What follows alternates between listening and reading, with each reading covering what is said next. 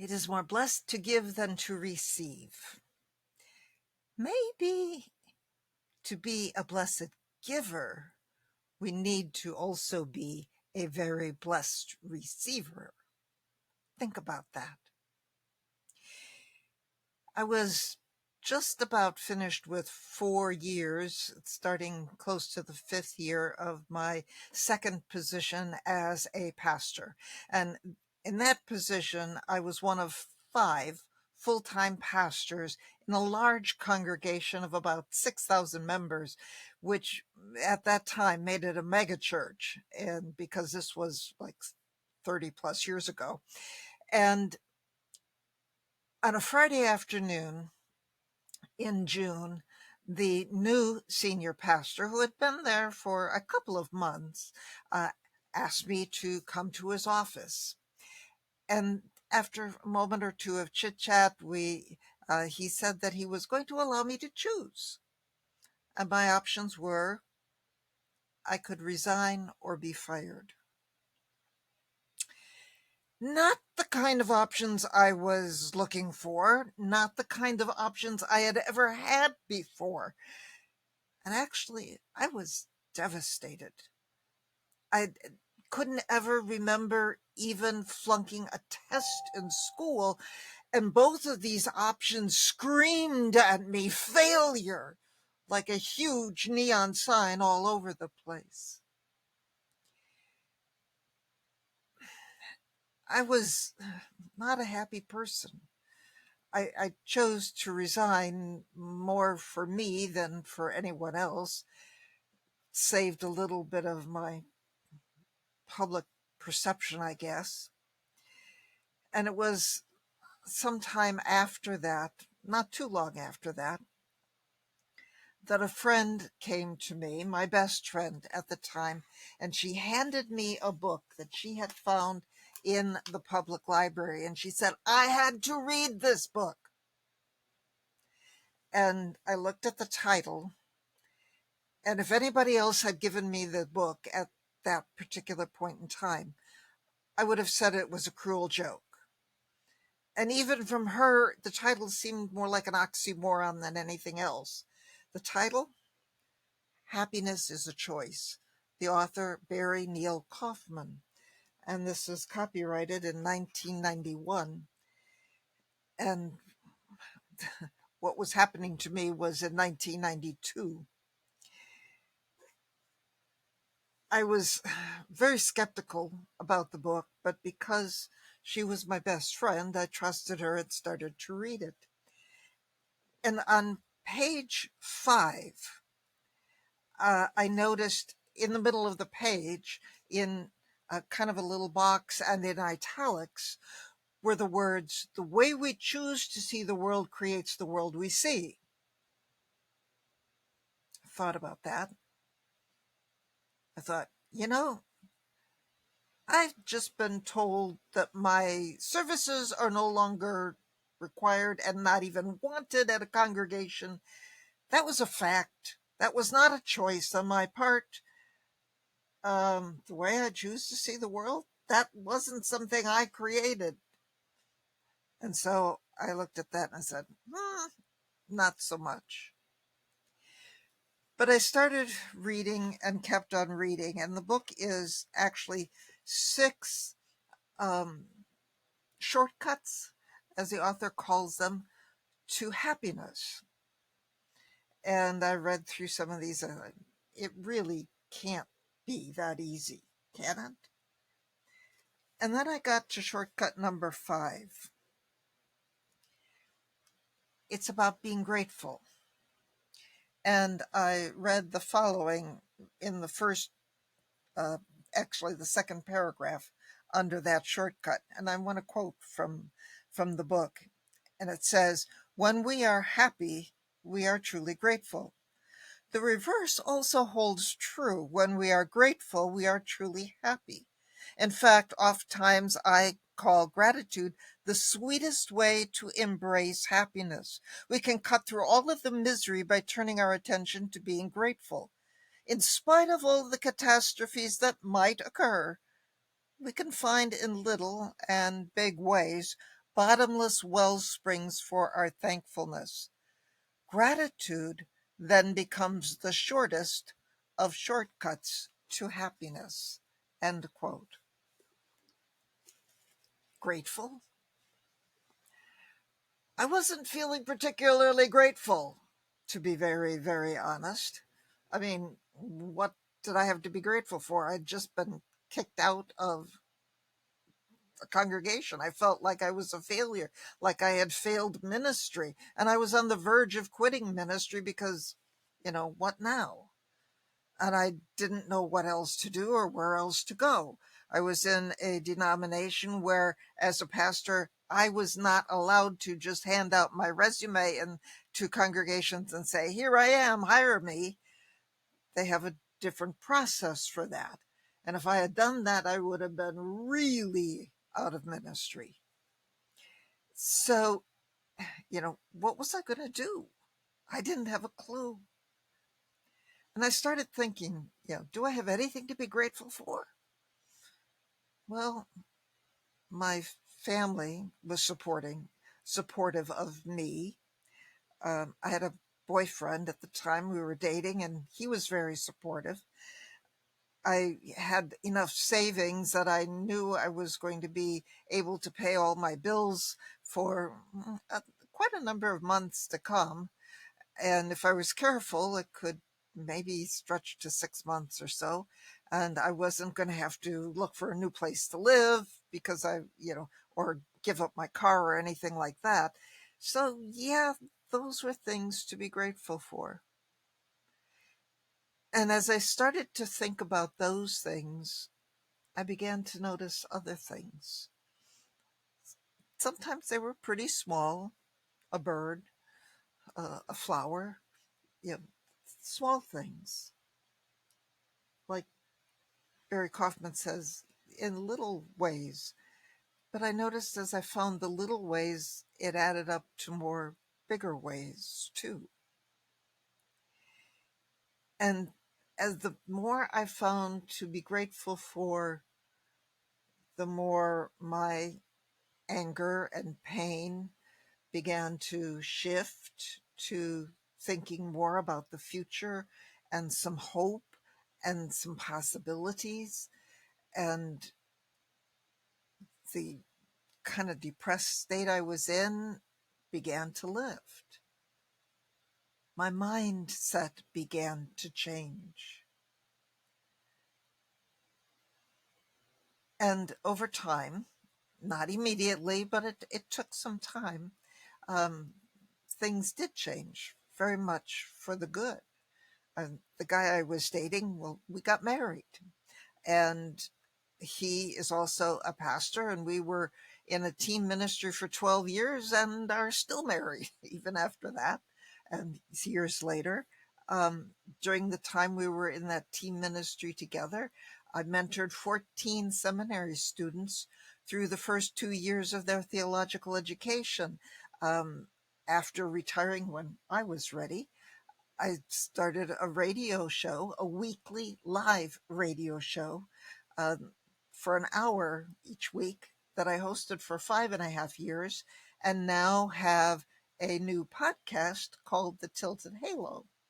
The radio show reached into 6 continents and at least 25 countries.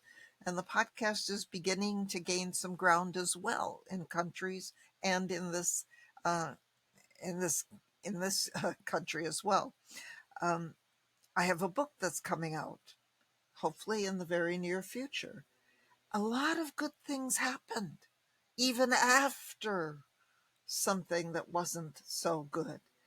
And thinking back at it, I looked at that and realized that if I had stayed in that congregation, my stress level was going way up at that point in time. And I was getting kind of burnt out. And a lot of these other things that I've experienced would never have happened. So maybe leaving was a good thing. Didn't like the way it happened, but leaving there was kind of a good thing. We've probably all heard the saying, it's more blessed to give than to receive. And there's good reasons for that statement. I mean, it teaches us, especially as children, about not about understanding and seeing that there are others around us and that we can give to them, that it's a good thing. It feels good and it's helpful to them and to us to give, to be a good, gracious giver to other people. But there can be some negative consequences to that same statement. We can end up giving out of guilt. If I don't give, well, then I'm not a good person. I'm not blessed. We can give in order to maintain or create a social status. You give so much and climb the social ladder or whatever. We can give out of duty. Oh, I have to give to this person because of who they are and my relationship with them. We can give out of judgment, fear of being judged, that if we don't give, we will be seen as being stingy or selfish or not a good person. It can become a transaction. Somebody gave me something, so I have to give them something. It's real quid pro quo, nothing more to it. And have you ever noticed how hard it is to give to someone who's always refusing to receive, who's always wanting to be the giver? And then you try to give to that person. Oh, no, no, no, no, don't give anything to me. I don't need that. Yeah. It's hard to be a giver to someone who isn't willing to receive. So how do we deal with this idea of always being the giver, and that it's more blessed to give than to receive, and all of the potential negative consequences of that? And one of the ways to do that is with gratitude. Start from a position of gratitude, recognizing what we are grateful for, what we have received. For me, that's from God. For you, it might be spirit, universe, however you talk of that. But for me, I recognize what I have first received from God, things that I have not had any hand in producing or earning, starting with my very existence. Think about it. What would have happened if the people who conceived you had met and conceived you, um, you know, a week earlier or later, uh, or, even a day or an hour in different time? If that would have happened, you would not be you. There would have been a different sperm and different egg, and you would not be here. I would not be here. You and I had no hand in our conception, in our existence. We did not create ourselves. And think about your physical being. You know, how many fingers do you have? Most of us have 10, but however many you have from birth, you didn't create them. And toes and feet and hands and arms and legs, and a body that works, the color of your hair, we can change that. But what you were born with, you did not create, you did not control. There's so many things that, the things that we're really good at doing, we didn't create that. We can use those gifts and improve on them and really, work to better them. But the natural talents and abilities, that's not something we did. And the opportunities that you have today, Yeah, sometimes we can create opportunities by the people we connect with and contact and call, doing something like this. But there are other things that just come to us, things that happen in a day that, we don't have any control over, that certainly we did not um, knowingly, intentionally bring into existence.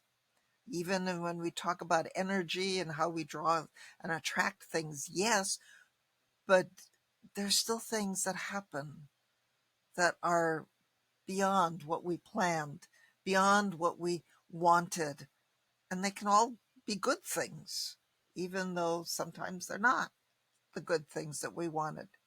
Um, you know, even what we call the bad stuff, those are opportunities for lessons, for embracing and growing from that, like what happened when I was told goodbye, you're not wanted here anymore.